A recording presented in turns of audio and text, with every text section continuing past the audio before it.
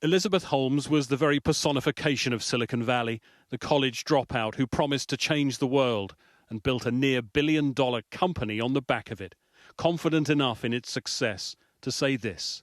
I'm the founder and CEO of this company.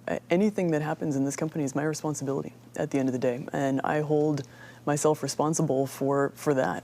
Well, 6 years on, a jury agreed with her, convicting her of fraud. The technology she said could detect hundreds of diseases from just a finger prick of blood she knew was flawed, but she continued to lie to investors about it.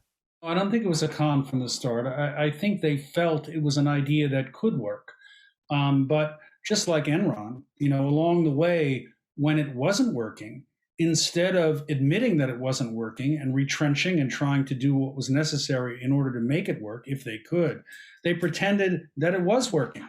The rise and fall of her company, Theranos, became the fuel for podcasts and documentaries. It offered a rare look inside the world of Silicon Valley startups, where hype is part of the business plan, the mantra of fake it until you make it.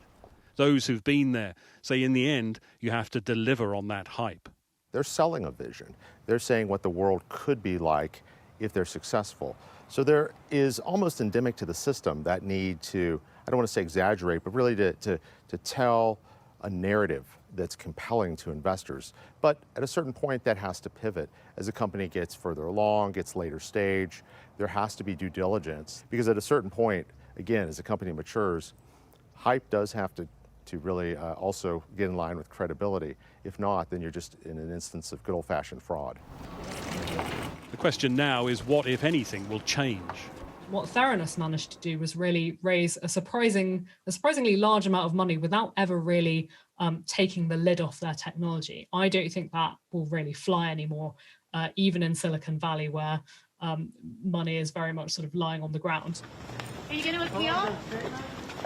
A new TV drama based on the Elizabeth Holmes story will be on our screens soon. A story of money, romance, tragedy and deception, its makers say. For Elizabeth Holmes herself, the real-life drama is that she faces years in prison. Greg Milam, Sky News, Los Angeles.